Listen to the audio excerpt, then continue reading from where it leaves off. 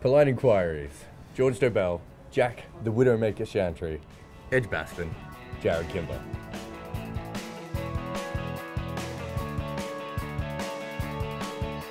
Sabah S. Sheikh says, there's been talk about Mohammad Amir's return to international cricket.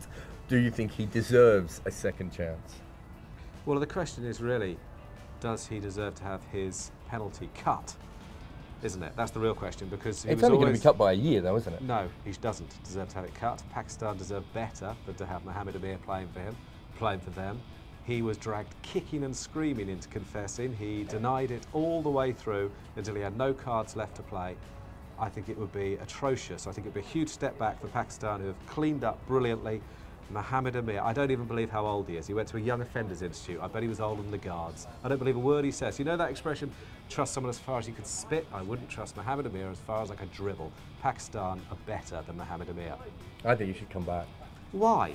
Because I think 4 years is enough. Yeah, I agree with George, actually. We had Mervyn Westfield came in a couple of weeks ago with the PCA and talked about his personal situation. They had Danish Canario, who's probably the biggest influence on Westfield, and he showed contrition. He shouldn't have done it.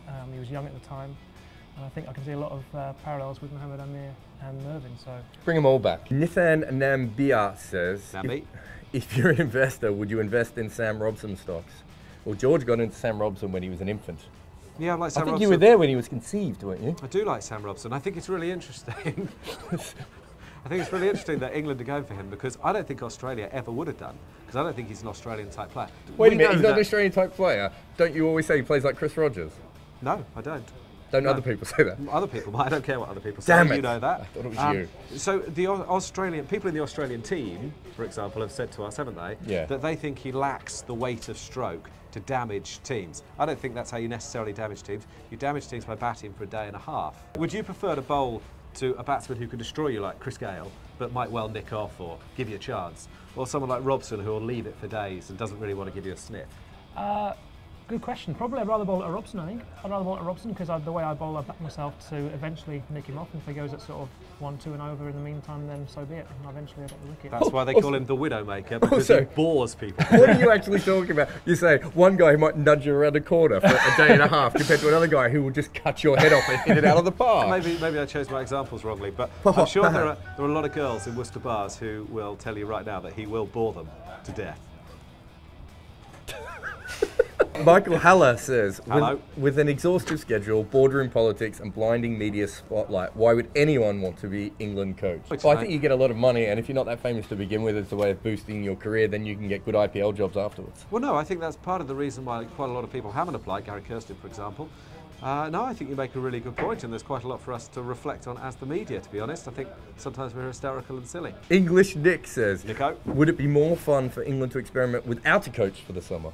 How would you go without a coach? What would change in your life without a coach? You wouldn't turn up on time for a start. I think we need a coach at county level, definitely. A lot's made of this thing, I think, with having an international coach. By the time you reach the pinnacle, then I think you know your game inside out, really. I don't know if a captain can do the modern job, though, on his own anymore. Well, I can understand the Ian Chappell. They tried it in '99 in England, between David Lloyd going and Duncan Fletcher taking over at the end of that year in South Africa, and I think England slipped to the bottom of the Test rankings. So it has been tried. It didn't work very well. They may have too many coaches. At this very ground, this beautiful ground of Edgbaston, I once saw the coaches giving fielding practice to each other. So there's a coach throwing a ball at a coach with a bat to a slip cordon of coaches, I swear to God, before play. Rhys Davies says, if KP leads Delhi Daredevils to victory and is IPL player of the tournament, is there any chance of playing tests again? I don't know, I've got to pass this over to George. That's why I asked you. I think every time that KP does well, and every time England don't do well, it will be used as ammunition against the England management and the England team, yeah. So I still hope he does play. It's still a long shot. Yeah, I mean, you've got to understand the English press a little bit here. He could make 3 straight double hundreds in the IPL, and there'll be no pressure on Alistair Cook to get him back in the side. Elmo Leon says, will next year's World Cup suffer from poor crowds? Can the final MCC crowd match 1992? I think they had 98,000. Why would it have poor crowds? I think it might struggle. One-day cricket has died in the arse since 92. Well, I don't know. Did I say died in the arse? I'm surprised to hear that. But I would think that if Australia do well in particular, and if Mitchell Johnson's on form, they will, then I think it should be brilliant. I'm That's really if Australia plays in the final. The worry is that last time... They don't have to play time... to the final, they just have to have a decent run in the tournament. When you have, you know, Holland versus, I don't know, another dud to England, you know, the crowds may not be as high as they used to be. I think 2020 is the way forward. If you're after that kind, I think it's Test cricket and 2020 are the two main ones now. One-day cricket, probably 20 overs too long, to be honest. The 40-over game in England, the domestic game, is a much better game in my opinion. I love the 40-over cricket. 40 cricket was fantastic. They brought it in to get rid of that 20-over middle period. It makes sense. Sean Ormonroyd says, Ormo, what can we read into Peter Siddle's 25 wicketless overs against Sam Robson and Middleton? You've bowled 25 wicketless overs before. Tell us about it. I've made a career out of it, yeah. Well, career. You'll go through phases as a bowler. Everyone does of not taking many wickets. I think Siddle, if he has the next 2 or 3 months in England, he'll take a bag full of wickets. the reason that I think he got KP out so often was that KP saw him as the weak link in the attack, and so he attacked him.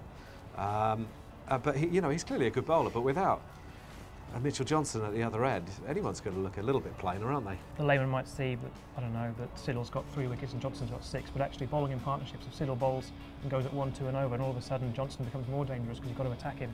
And as you pointed out, Pietersen the other way around as well. So with myself and Richo last year, we had a lot of successful spells together, and whereas Richo would take a lot of the wickets, I'd take pride in the fact that I'd gone at 2 and over, 2.5 and over. And that's the thing that with knots, a bowler at the other end might quite often go for 3 or 4 and over. And you've got good, exciting bowlers like Gurney and Fletcher, but they do go for a few runs.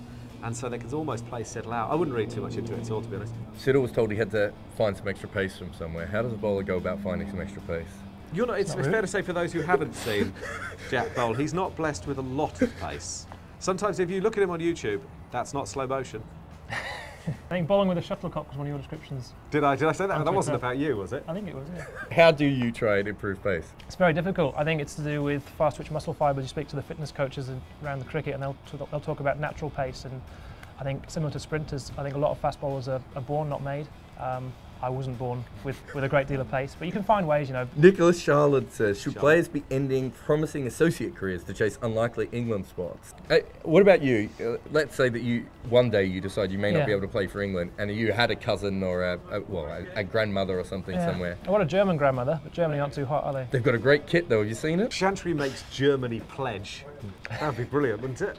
You can understand It'd be why. brilliant if he didn't get in. I'd love that. But like Jitin Patel basically has given up a chance of playing 2 or 3 tests this week to prolong his county cricket campaign, and the reason is he knows he's going to keep being able to get a career from that. And these international guys, even from New Zealand and West Indies, you can understand why they might give that up. It's not actually about trying to play international cricket either. It's about making a living, as you say. It's about playing county cricket, and if you go and play for another country, you won't necessarily be able to play as much county cricket because your county won't have you available so much, so they might not pay you as much, they might not back you as much. That's what happened with Rankin.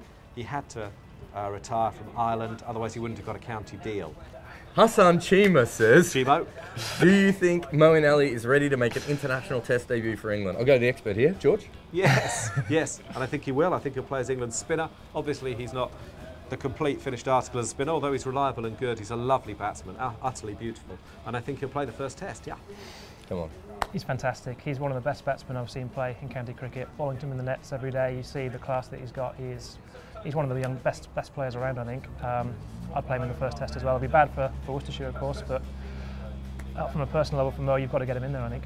Robert Drummond says, this is pretty sexy, this question. Is the scoring system for the championship correct? Derbyshire relegated with more wins than Somerset and Notts. Yeah, okay, good point. Maybe not, but they did lose 10 games, and you've got to be a bit tougher. I mean, they lost 10 times. So this year, the scoring system's been changed.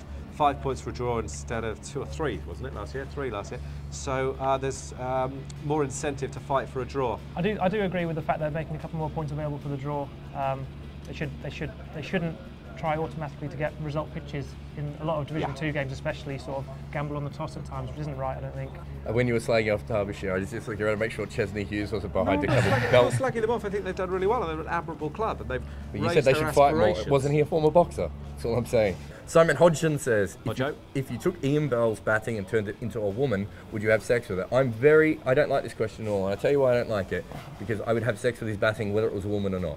I would definitely take it for a mojito and perhaps talk about cows. Which is, if I give it away too much of my seduction technique. Is that how you win women? No, the thing is, you've got to be really careful with beauty, because beauty is very seductive. But before you know it, you end up outside your front door begging for one of your CDs back. I think we've learnt way too much about your life. The thing about Bell is that there's actually substance behind the style now, and he's actually the sort that you could actually hitch a plough to and would do the cooking and the... I don't think you hitch a plough to cows. Come on, Jack, what do you think? Would you sleep with Ian Bell?